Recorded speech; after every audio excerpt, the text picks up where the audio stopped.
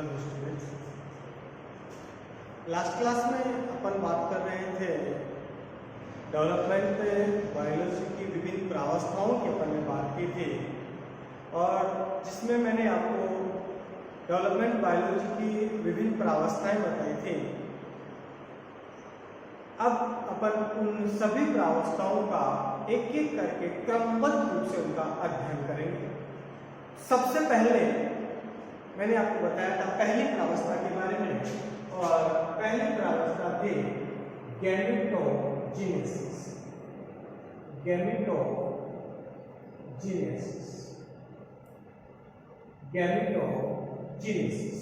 और गैमेटोजेनेसिस को हिंदी में कहते हैं युग्मकजन।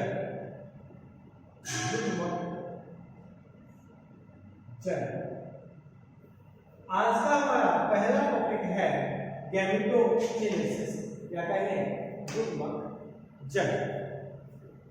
तो सबसे पहले तो अपन बात करते हैं कि गैमेटोजेनेसिस क्या है।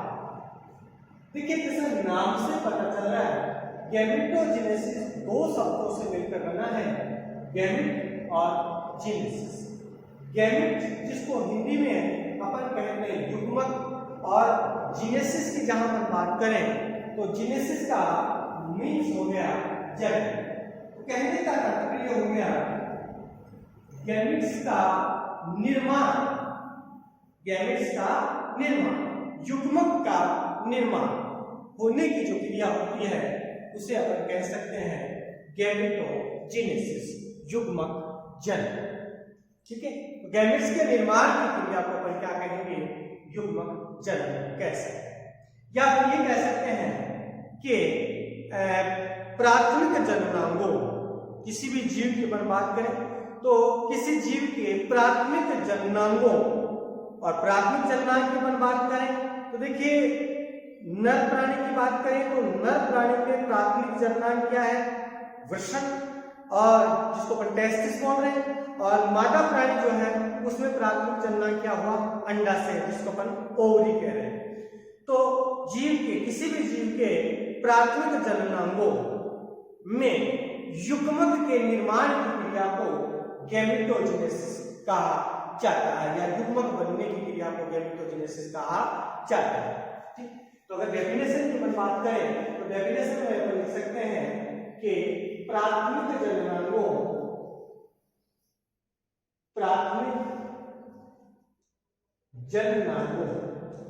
और जैसा कि मैंने आपको प्राथमिक जननांग के बारे में बताया, प्राथमिक जननांग क्या हो गई, वृषण या अंडाशय,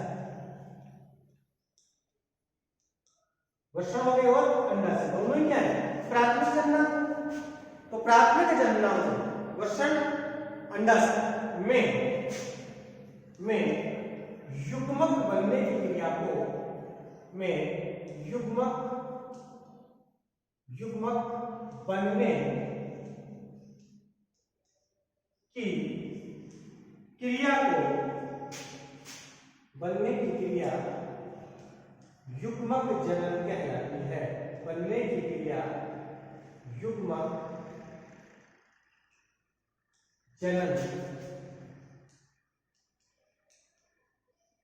कहलाती है। प्राथमिक जननांगों वृषण और बात करें और में युग्मक बनने की क्रिया युग्मक जनन कहलाती है या गैमेटोजेनेसिस कहलाती है। यहां पर वृषण की बात करें तो नर प्राणी के प्राथमिक जननांग वृषण, नर प्राणी के प्राथमिक जननांग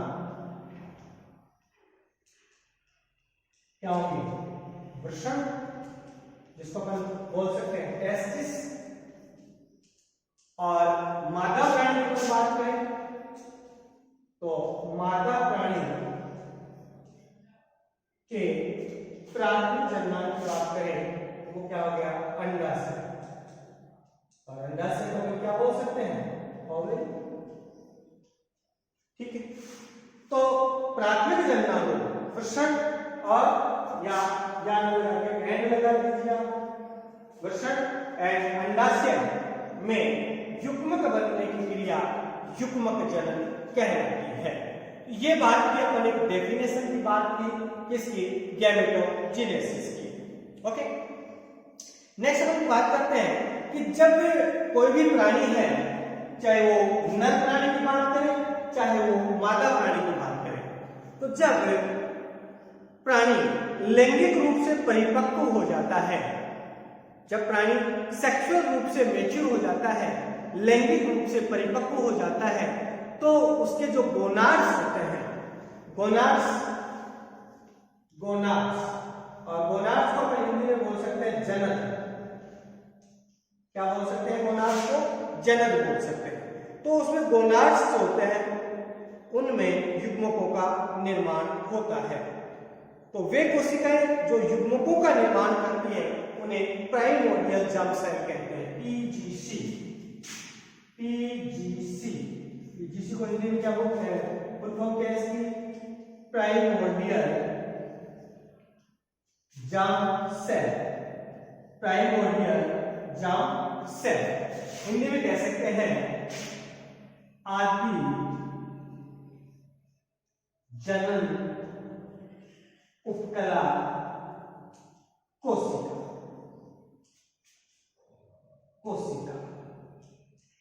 आदि जनन उपकला कोशिका क्या होती है? ये पीजीसी क्या होती है? वे कोशिकाएं जो युग्मकों का निर्माण करती हैं, वे सेल जो किसका निर्माण करती हैं? गैमेट्स का निर्माण करती हैं, युग्मकों का निर्माण करती हैं, उसे क्या कहते हैं? अपन पीजीसी कहते हैं, प्रीमोर्डियल जर्म सेल कहते हैं। और जब जीव जो है, कोई भी जीव की अपन बात करते हैं, तो जब वो लैंगिक रूप से परिपक्व हो जाता है तो उसमें गोनाड्स जो होते हैं वो डेवलप होंगे। उनके अंदर, उन गोनाड्स के अंदर जो है वो किसका निर्माण होता है? युग्मकों का निर्माण होता है। वहां पर ये क्या है? प्रेजेंट होती है, ये कोशिकाएं होती हैं। उस गोनाड्स में उपस्थित पीजीसी, गोनाड्स में जनक जो होंगे, उन जनकों में उपस्थित जो पीजीसी होगी, जो प्रीमोर्डियल जर्म सेल होगी, जिसको अपन आदि जनन उपकला कहते हैं, उससे किसका निर्माण होगा? युग्मक का निर्माण होता है। तो मैं कह सकता हूं कि युग्मकों का जो निर्माण होगा वो किससे होगा? पीजीसी से होगा। प्रीमोर्डियल जर्म सेल होगी, उससे किसका निर्माण होगा? गैमेट्स का निर्माण होगा। किसका निर्माण होगा? गैमेट्स का निर्माण होगा। कौन सी क्रिया के द्वारा होगा? गैमेटोजेनेसिस की क्रिया के द्वारा होगा। कौन सी क्रिया के द्वारा? कौन सी क्रिया के द्वारा?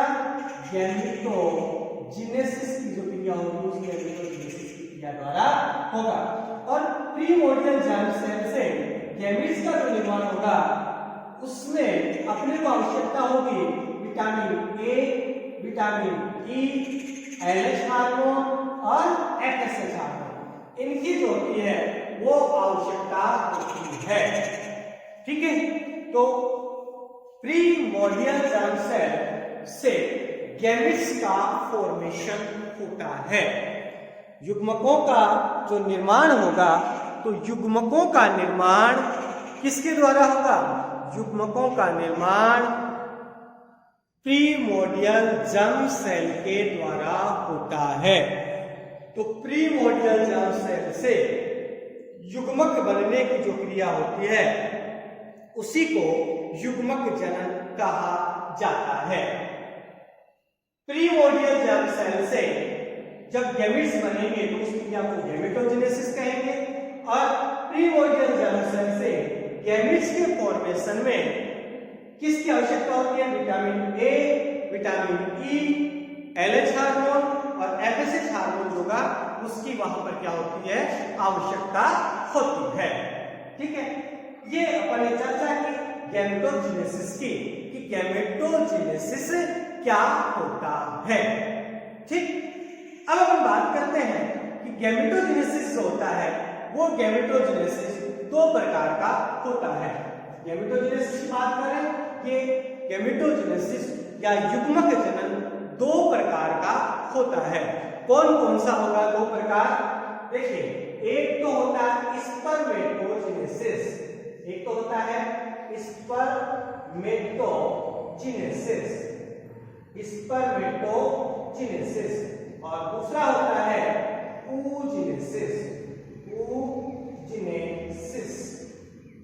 स्पर्मेटोजेनेसिस और oogenesis।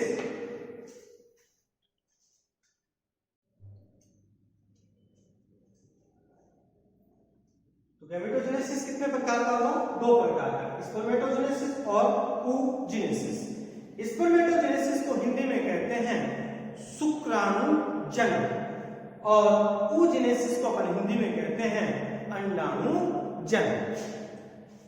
स्पर्मेटोजेनेसिस शुक्राणु जन्म, और दूसरा है oogenesis जिसको अपन कहेंगे अंडाणु जन्म। तो अपन सबसे पहले चर्चा करेंगे स्पर्मेटोजेनेसिस की, और उसके बाद में हम बात करेंगे oogenesis। ओके,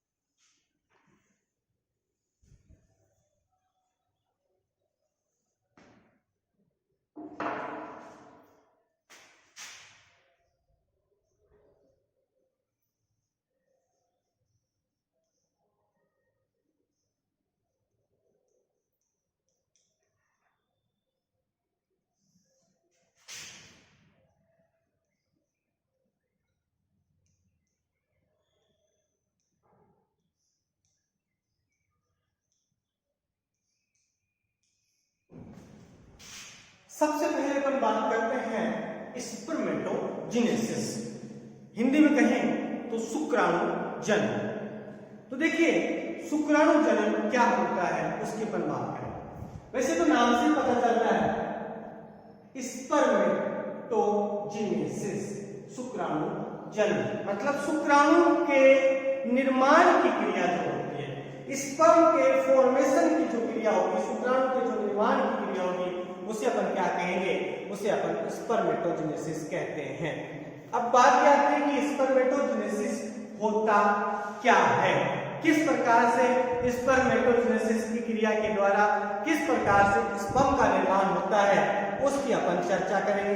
तो देखिए अपन कह सकते हैं कि नर के प्राथमिक जन्मनाल, जैसा कि अभी थोड़ी देर पहले मैंने आपको बताया था प्राथमिक जन्मनाल, तो नर के प्राथमिक जन्मनाल, और नर का प्राथमिक जन्मनाल क्या है? वृषण, मतलब टेस्टिस।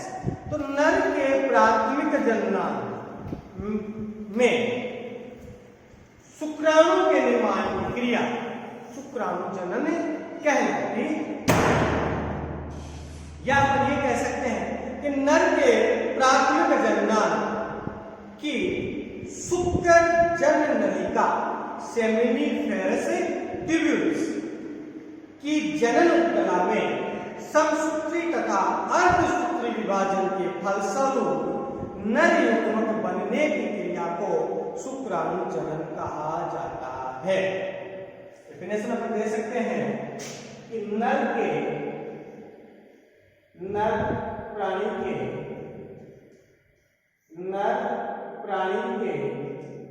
प्राथमिक जन्मनाल, नर प्राणी के प्राथमिक जन्मनाल, और नर प्राणी का प्राथमिक जन्मनाल क्या होता है? वृषण। नर प्राणी के प्राथमिक जन्मनाल, और नर प्राणी का प्राथमिक जन्मनाल वृषण, मतलब टेस्टिस की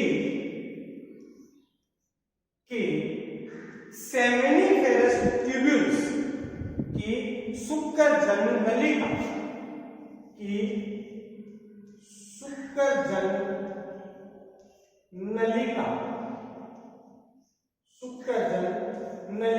और शुक्र जन नलिका को क्या कहते हैं? Seminiferous tubules.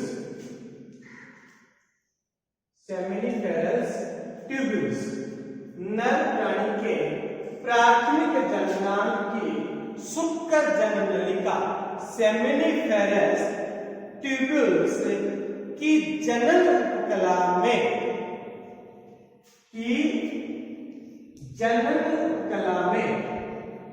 जनन कला मतलब पीजीसी जनन कला में समसूत्री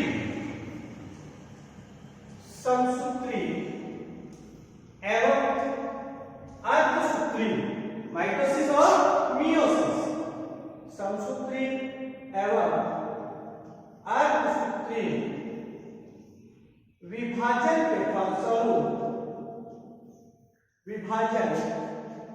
समसूत्री और अर्धसूत्री विभाजन के फलस्वरूप नर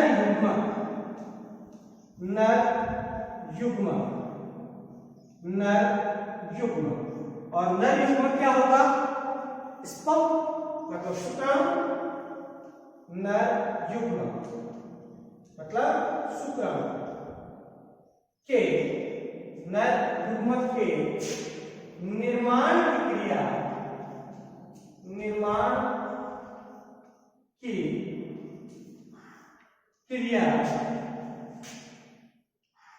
शुक्राणु जनन कहलाती है। शुक्राणु जनन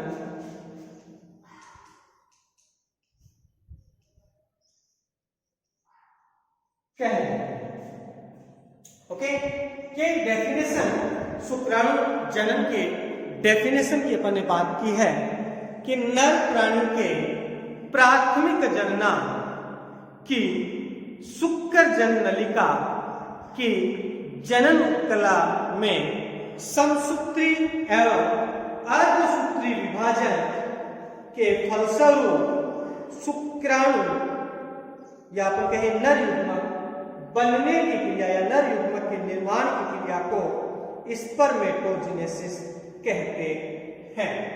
क्या कहते हैं? स्पर्मेटोजेनेसिस कहते हैं। तो ये एक डेफिनेशन किसकी? शुक्राणु जनन की।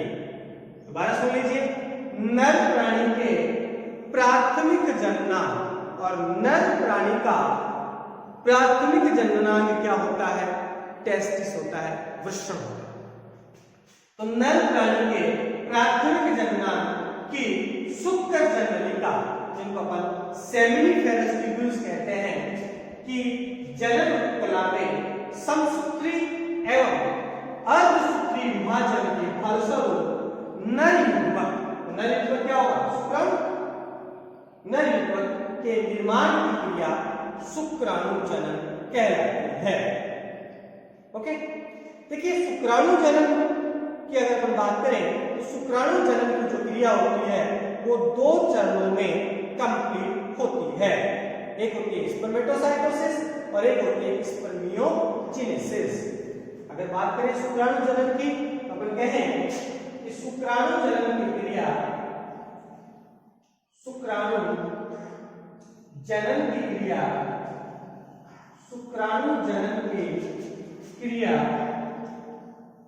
दो चरणों में संपन्न होती है।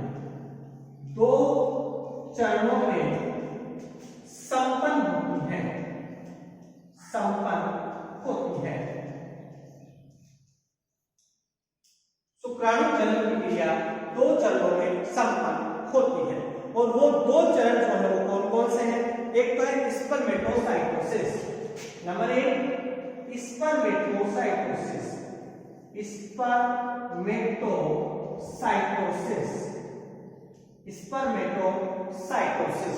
और नंबर 2 है स्पर्मियोजेनेसिस।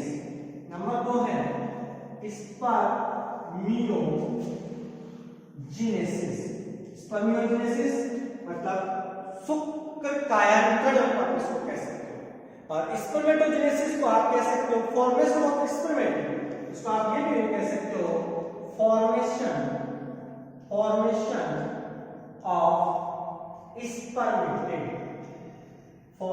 Of spermatid. पहले स्पर्मेटिड का फॉर्मेशन होगा तो स्पर्मेटिड के फॉर्मेशन की क्रिया को क्या कहा जाता है? स्पर्मेटोसाइटोसिस। स्पर्मेटिड के निर्माण की क्रिया, स्पर्मेटिड स्पर्म के निर्माण की पूर्व अवस्था होती है जिसकी अपन चर्चा करेंगे। तो स्पर्मेटिड के निर्माण की क्रिया जो होगी उसको क्या कहा जाता है? स्पर्मेटोसाइटोसिस कहा जाता है। तो एक स्पर्मेटोजेनेसिस की अपन बात करें या शुक्राणु जनन की बात करें तो शुक्राणु जनन की क्रिया दो चरणों में संपन्न होती है, एक स्पर्मेटोसाइटोसिस और एक होती है स्पर्मियोजेनेसिस।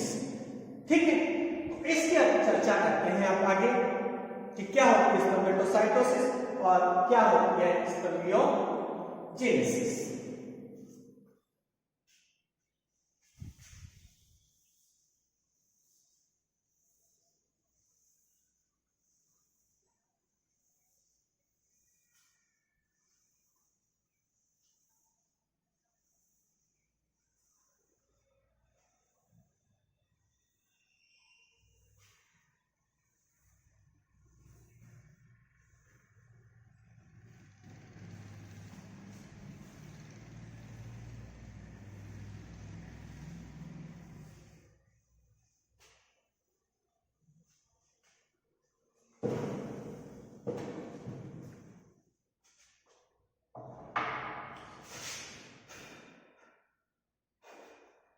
देखिए, मैंने बताया आपको कि स्पर्मेटोजेनेसिस की क्रिया दो चरणों में संपन्न होती है।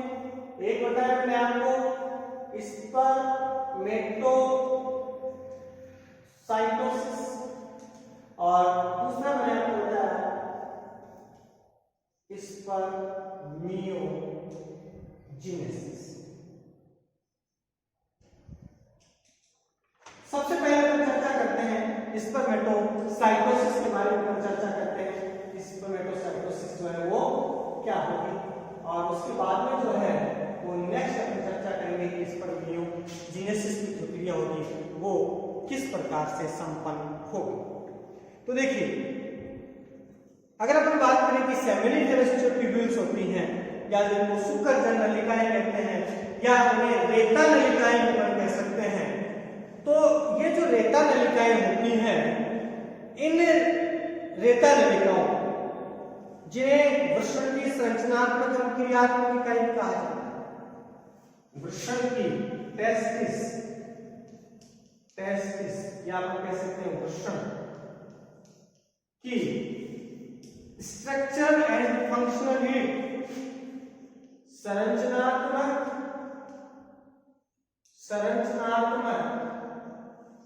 एवं क्रियात्मक इकाई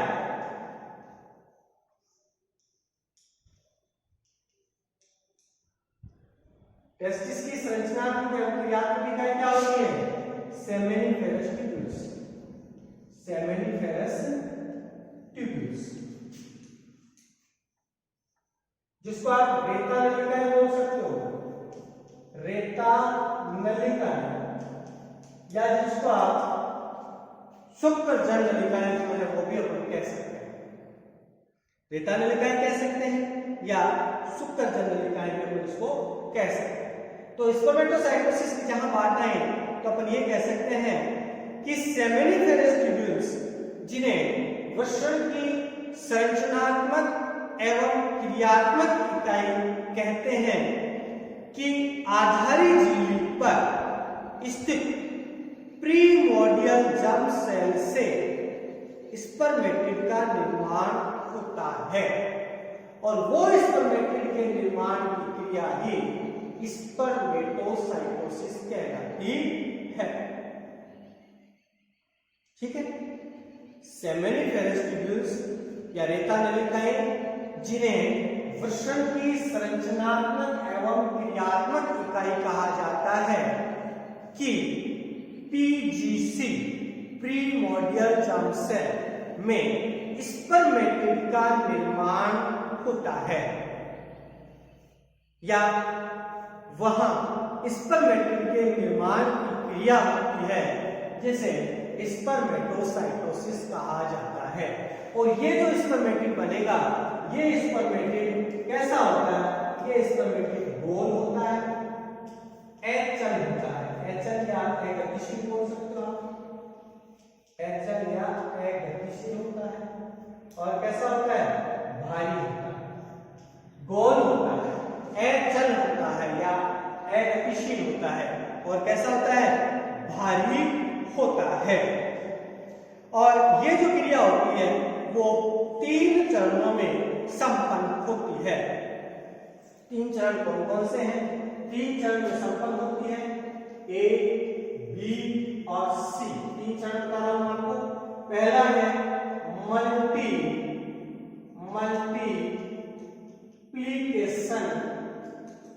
मल्टीप्लिकेशन फेज, जिसको हिंदी में कहते हैं गुणन प्रावस्था।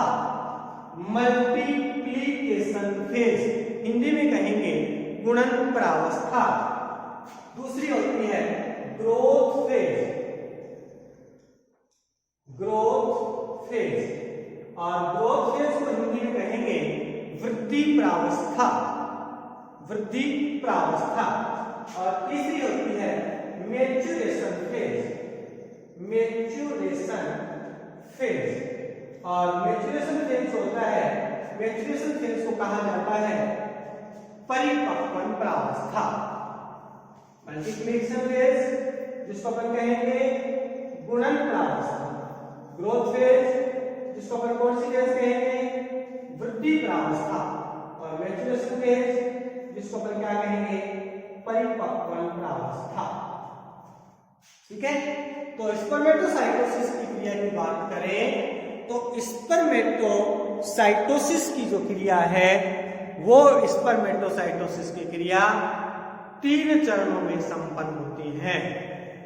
पहला चरण गुणन प्रावस्था, दूसरा वृद्धि प्रावस्था और तीसरा परिपक्वन प्रावस्था। गुणन प्रावस्था को कहेंगे अपन मल्टीप्लिकेशन फेज, वृद्धि प्रावस्था को अपन कह सकते हैं ग्रोथ फेज, और तीसरी जो होती है वो मैच्योरेशन फेज जिसको अपन कहेंगे गुणन प्रावस्था। क्या कहेंगे? गुणन प्रावस्था। अब देखिए किस प्रकार से इनका निर्माण होता है उसकी अपन चर्चा करें।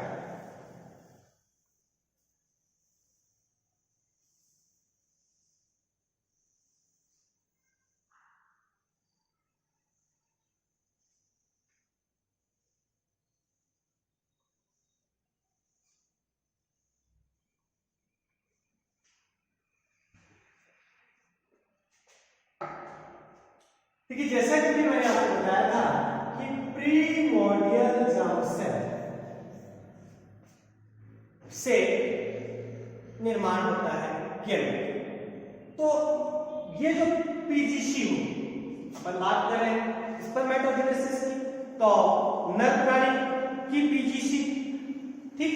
तो नर प्राणी की जो पीजीसी होती है ये होती है 2n।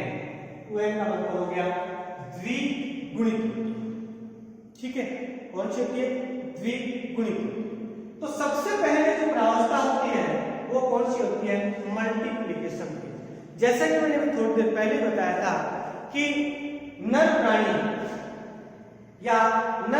के प्राथमिक जननांग वृषण की जनन कला पीजीसी प्रीमोर्डियल जर्म सेल में समसूत्री और असूत्री विभाजन के फलस्वरूप युग्मक बनने की क्रिया को स्पर्मेटोजेनेसिस कहा जाता है। तो कहने का तात्पर्य हुआ कि ये जो पीजीसी है इस पीजीसी में जो किस प्रकार की है? जो द्विगुणित है 2n, इसमें विभाजन होगा समसूत्री विभाजन। पहली प्रावस्था जो होती है मल्टीप्लिकेशन फेज, गुणन प्रावस्था होती है।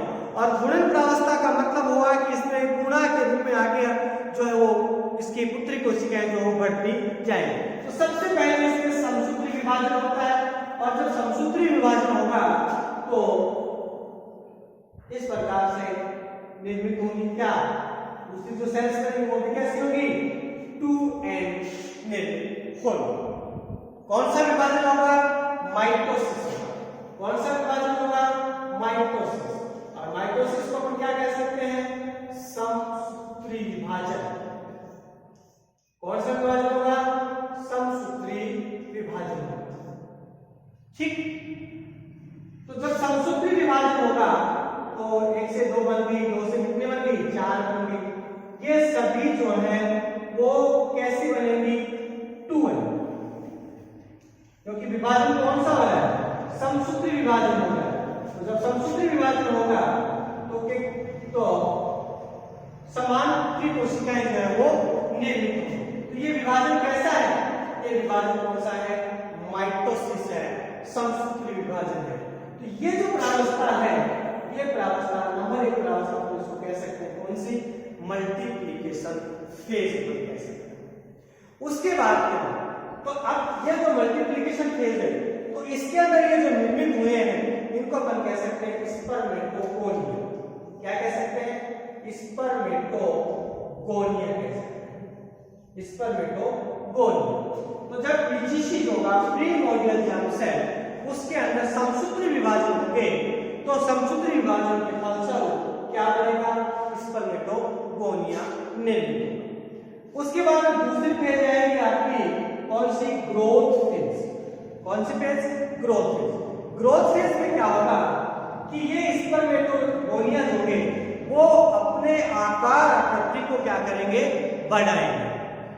अपने आकार और आकृति को बढ़ा लेंगे, लगभग दुगुना कर लेंगे, अपने आकार आकृति को बढ़ाएंगे। अपने आकार और आकृति को जब ये बढ़ा रहे रहेगा कौन सा? वही 2n। आकार आकृति को ये क्या कर लेंगे? बढ़ा लेंगे। तो वो जो फेज होगी वो कौन सी होगी? ग्रोथ फेज होगी। तो इसको अपन कहेंगे प्राइमरी स्पर्मेटोसाइट। इसको अपन क्या कहेंगे? इसको अपन कहेंगे प्राइमरी स्पर्मेटोसाइट। प्राइमरी स्पर्मेटोसाइट कहेंगे। क्या कहेंगे? Primary spermatocyte. ये सभी ग्रोथ करेंगे, एक ही नहीं करेगा, सभी जो हम क्या करेंगे? ग्रोथ करेंगे। ठीक, तो ये जो फेज होगी इसीलिए इसको क्या कहा गया? ग्रोथ फेज कहा गया, वृद्धि अवस्था कहा गया, क्योंकि ये अपने आकार और आकृति को क्या कर लेते हैं? बढ़ा लेते हैं। इसके बाद जो है वो कौन सी प्रावस्था आएगी? मैच्योरेशन फेज आएगी। तीसरी जो प्रावस्था आएगी वो आएगी मैच्योरेशन फेज। इसमें क्या होगा कि अब यहां पर डिवीजन होगा कौन सा? मियोसिस। और मियोसिस फर्स्ट, जिसको अपन कह सकते हैं अर्धसूत्री विभाजन। कौन सा विभाजन होगा?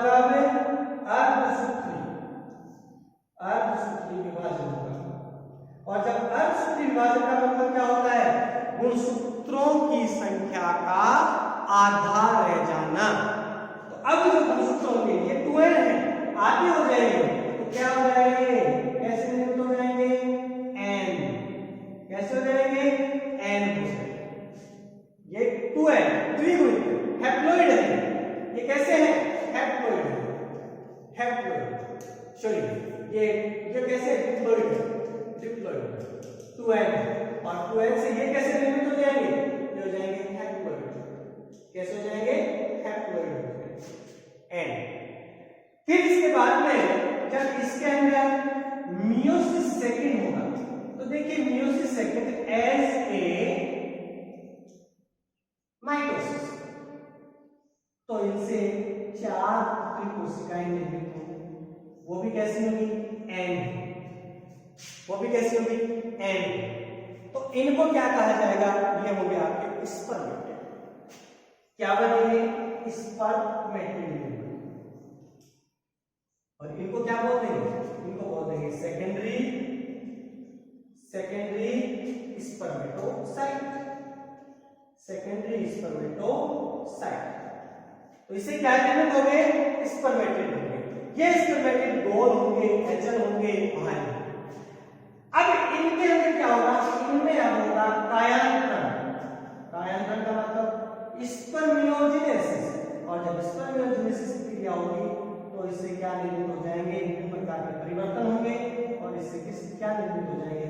इससे निर्मित हो जाएंगे क्या होंगे? स्पर्म। इससे क्या निर्मित हो जाएंगे? इससे स्पर्म जो होंगे वो स्पर्म से निर्मित हो जाएंगे। इससे स्पर्म निर्मित हो जाएंगे। तो इस प्रकार से स्पर्म के निर्माण की जो क्रिया होगी उसको अपन क्या कहेंगे, स्पर्मेटोजेनेसिस कहेंगे। तो अपन कह सकते हैं कि स्पर्मेटोजेनेसिस की जो क्रिया है, तो सेमेनिफेरस ट्यूब्यूल्स जिन्हें वृषण के संरचनात्मक एवं क्रियात्मक इकाई कहते हैं कि आधारी झिल्ली पर स्थित प्रीमोर्डियल जर्म सेल पीजीसी से स्पर्मेटिड का निर्माण होता है, जो एचएल भारी और कैसा होता है, गोल होता है।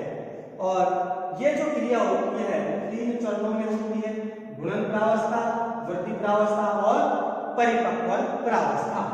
सबसे पहले अगर अपन बात करें गुणन प्रावस्था की, तो गुणन प्रावस्था के बारे में कह सकते हैं कि गुणन प्रावस्था में प्रीमोर्डियल जर्म सेल, गुणन प्रावस्था में प्रीमोर्डियल जर्म सेल आतिजननिक कोशिका बार बार समसूत्री विभाजन करके स्पर्मेटोगोनिया का निर्माण करती है, शुक्राणु मात्र कोशिका का निर्माण करती है। गुणन प्रावस्था में प्रीमोर्डियल जर्म सेल आतिजनन कला कोशिका बार बार समसूत्री विभाजन करके स्पर्मेटोगोनिया का निर्माण करती है, या पर कहें शुक्राणु मात्र कोशिका का निर्माण करती है।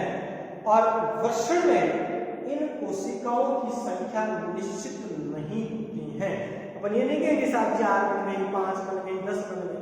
वृषण में, टेस्टिस में इन कोशिकाओं की कोई भी संख्या निश्चित नहीं है, कोई संख्या निश्चित नहीं है, अनिश्चित है इनकी संख्या। और स्पर्मेटो जो गोनिया जो है वो जीवन पर्यंत प्राथमिक शुक्राणु जनन कोशिकाओं का निर्माण करती है, जो कि कैसे होती है, द्विगुणित होती है। ये जीवन पर्यंत होने वाली क्रिया होती है। जीवन पर्यंत जो है वो क्या काम करती है, स्पर्मेटोगोनिया का निर्माण नर प्राणी के अंदर होता रहता है। और किससे होता है, पीजीसी से होता है, प्रीमोर्डियल जर्म सेल से होता रहता है, जीवन पर्यंत होने वाली क्रिया। तो ये जो यहां तक की जो क्रिया हुई, ये तो कौन सी है आपकी गुणन प्रावस्था। इसके बाद वाली प्रावस्था कौन सी आएगी आपकी वृद्धि प्रावस्था। तो ये जो स्पर्मेटोगोनिया होगा, ये स्पर्मेटोगोनिया वृद्धि करके अपने वास्तविक आकार से 2 गुना या 3 गुना बड़े हो जाते हैं, जिन्हें प्राइमरी स्पर्मेटोसाइट कहा जाता है।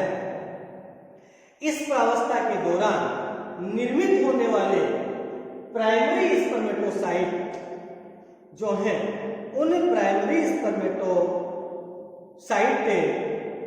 जो कि इस वृद्धि प्रावस्था के दौरान निर्मित हुए हैं, उनमें वृद्धि प्रावस्था सबसे लंबी प्रावस्था, या अपन ये कहें कि साथ वृद्धि प्रावस्था जो होती है वो वृद्धि प्रावस्था सबसे लंबी प्रावस्था होती है। और ये जो निर्मित होने वाले जो प्राइमरी स्पर्मेटोसाइट हैं वो कैसे होते हैं, ये भी द्विगुणित होते हैं, 2 एंड होते हैं। और इस प्रावस्था के दौरान किसी भी प्रकार का कोई भी विभाजन नहीं होता है। ये ध्यान देने योग्य बातें हैं कि कौन सी फेज में विभाजन नहीं होता है। वृद्धि प्रावस्था जो होगी, जो ग्रोथ फेज होगी, उस ग्रोथ फेज में क्या होता है, विभाजन नहीं होता है। तो विभाजन किसमें होगा, इसमें भी होता है, मल्टीप्लिकेशन में, गुणन प्रावस्था में। और गुणन प्रावस्था में कौन सा विभाजन होता है, समसूत्री विभाजन। और मैच्योरेशन फेज में कौन सा विभाजन होता है, अर्धसूत्री विभाजन। वृद्धि प्रावस्था में किसी प्रकार का कोई विभाजन नहीं होता है। अब आगे जो आती है कौन सा है आपका, मैच्योरेशन फेज।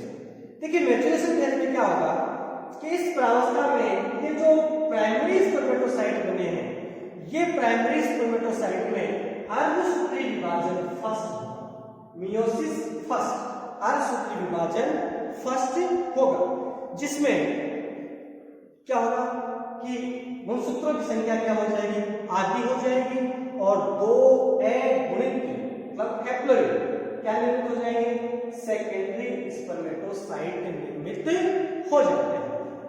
क्या निर्मित होंगे, 2 गुणित स्पर्मेटोसाइट या अपन कहें सेकेंडरी स्पर्मेटोसाइट निर्मित हो जाते हैं। ये जो मैच्योरेशन फेज होती है, इस मैच्योरेशन फेज में 2 विभाजन होते हैं। पहला विभाजन अर्धसूत्री प्रकार, दूसरा विभाजन जो है वो एक प्रकार से समसूत्री प्रकार का विभाजन होता है।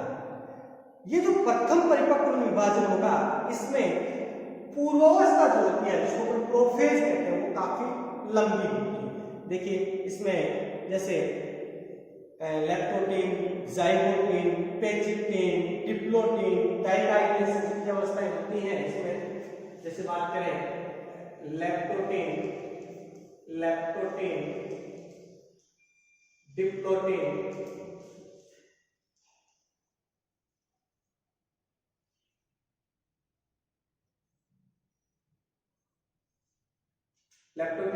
डिप्लोटीन, पेचिक्टीन,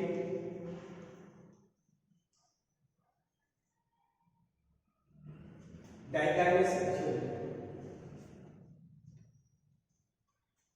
लैक्टोटीन, उसके बाद प्रथम अवस्था लैक्टोटीन, दूसरी जो होगी वो कौन सी हो जाएगी आपकी जाइगोटीन, तीसरी प्रावस्था कौन सी हो जाएगी आपकी पेचिक्टीन, चौथी प्रावस्था आपकी डिप्लोटीन, और पांचवी प्रावस्था की बात करेंगे वो कौन सी हो जाएगी आपकी डाइकाइनेसिस। ये प्रोफेज जो है, उस प्रोफेज की 5 जो है वो उप अवस्थाएं हो गई आपकी लैक्टोटीन, जाइगोटीन, पेचिक्टीन, डिप्लोटीन और डाइकाइनेसिस। ठीक है, तो प्रथम जो परिपक्व विभाजन होगा जिसमें प्रोफेज होगी, प्रोफेज काफी लंबी होती है, और प्रोफेज जो है उसको 5 अवस्था में बांटा गया है। किसकी अवस्था है, ये प्रोफेज की अवस्था है।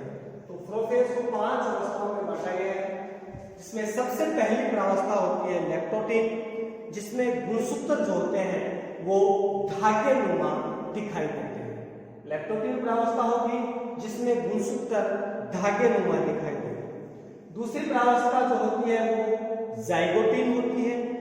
जाइगोटीन में समजात गुणसूत्रों के जोड़े बनते हैं। समजात गुणसूत्रों के क्या बनते हैं, जोड़े बनते हैं। तीसरी प्रावस्था पेचिक्टीन प्रावस्था होती है, और पेचिक्टीन जो प्रावस्था होती है इसमें गुणसूत्रों के क्रोमेटिड स्पष्ट होकर टेट्राड का निर्माण करते हैं, और इसी अवस्था में क्या होता है, क्रॉसिंग ओवर होता है। क्रॉसिंग ओवर कौन सी अवस्था में होता है, पेचिक्टीन अवस्था में होता है। तो गुणसूत्र जो कि इसमें टेट्राड का निर्माण करेंगे, और पेचिक्टीन जो होगा उसी में किसका निर्माण होगा, क्रॉसिंग ओवर जो है होता है। चौथी प्रावस्था जो है वो आती है आपकी डिप्लोटीन में समजात गुणसूत्र प्रतिकर्षण के कारण क्या हो जाते हैं, अलग अलग हो जाते हैं, और केवल क्रॉसिंग वाले स्थान से ही जुड़े रहते हैं, जिस बिंदु को कियाज्मेटा कहते हैं। तो क्रॉसिंग ओवर किसमें होता है, पेचिक्टीन में, और कियाज्मेटा किसमें बनता है, डिप्लोटीन। तो डिप्लोटीन में क्या होगा कि समसूत्री समजात गुणसूत्र जो होते हैं वो क्या होंगे, प्रतिकर्षण के कारण अलग अलग हो जाएंगे, लेकिन जो क्रॉसिंग ओवर वाला भाग है वहां पर ही क्या होते हैं, जुड़े रहते हैं, और इसी कारण से यहाँ पर क्या बन जाता है, कियाज्मेटा जो है उस कियाज्मेटा का निर्माण होता है।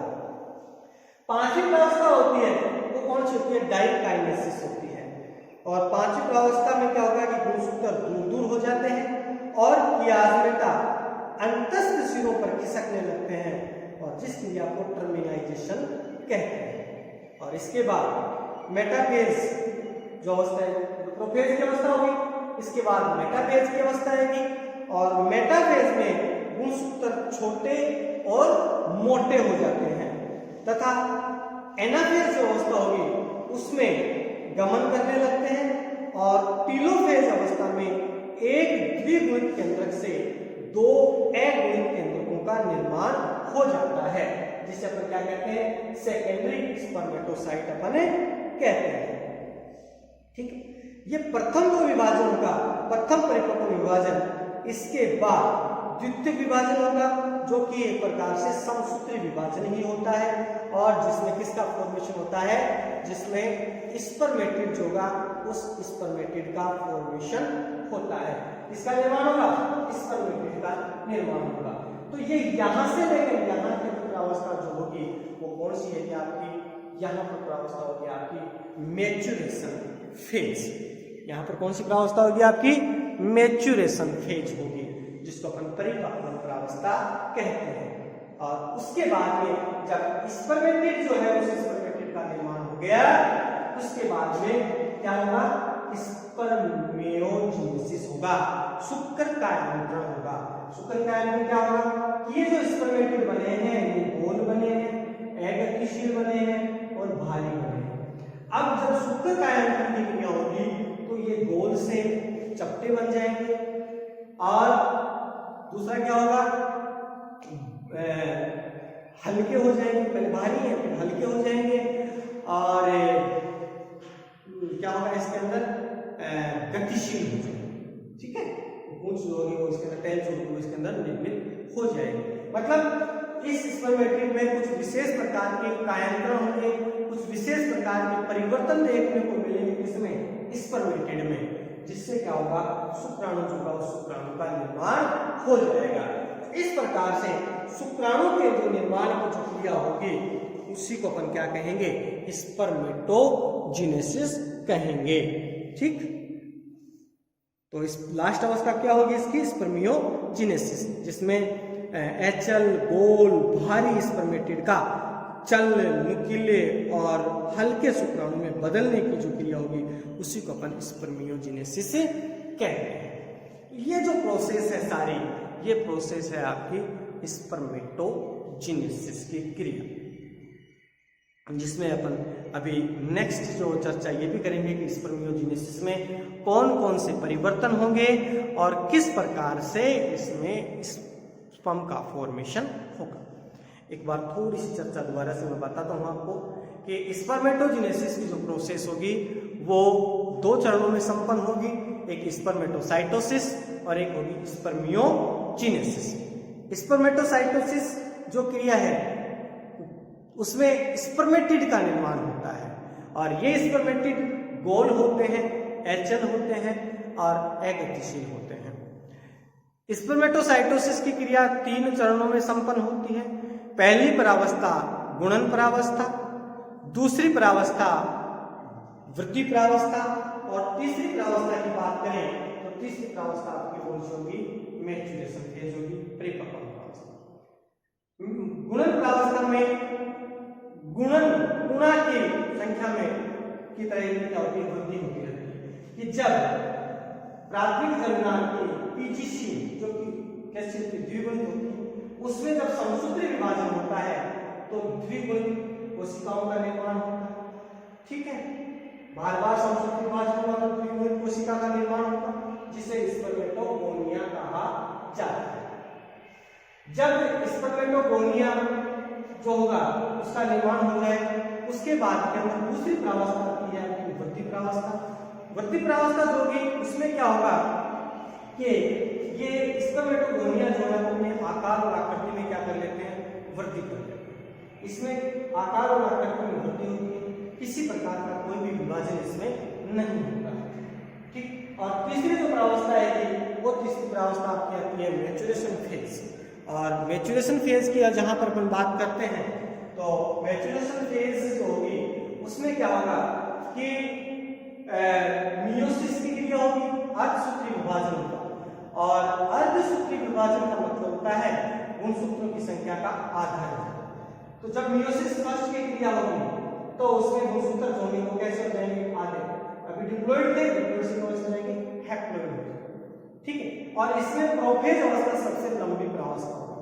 प्रोफेज की बात करें तो उसके अंदर 5 प्रावस्थाएं, लेप्टोटीन, जाइगोटीन, पेचिटीन, डिप्लोटीन और डाइकाइनेसिस। लेप्टोटीन, जाइगोटीन, पेचिटीन, डिप्लोटीन और डाइकाइनेसिस होगा, जिसमें लेप्टोटीन जो प्रावस्था होती है वो लेप्टोटीन प्रावस्था में जो गुणसूत्र हैं वो धागेनुमा दिखाई देंगे। जाइगोटीन प्रावस्था में समजात गुणसूत्रों के जोड़े बनेंगे। पेचिटीन प्रावस्था में क्रोमेटिड स्पष्ट होकर टेट्राइड का निर्माण करेंगे और क्रॉसिंग ओवर होगा अंत में इसमें। डिप्लोटीन अवस्था में समजात गुणसूत्र प्रतिकर्षण के कारण अलग अलग हो जाएंगे और केवल क्रॉसिंग वाले स्थान पर जुड़ेंगे, जिसको कियास्मेतापन कहेंगे। पांचवी अवस्था डाइकाइनेसिस अवस्था होगी, जिसमें गुणसूत्र दूर दूर हो जाएंगे, ठीक है, जिसको टर्मिनलाइजेशन अपन कह सकते हैं। उसके बाद में मेटाफेज अवस्था आएगी, जिसमें गुणसूत्र छोटे और मोटे हो जाएंगे। फिर एनाफेज अवस्था आएगी, जिसमें गुणसूत्र गमन करने लगेंगे। और फिर टीलोफेज अवस्था आएगी, जिसमें द्विगुणित केंद्रक से दो अगुणित केंद्रक का निर्माण हो जाएगा। और प्रथम परिपक्व विभाजन के बाद में दूसरा मियोसिस सेकंड होगा, जो कि एक प्रकार का समसूत्री विभाजन ही होगा।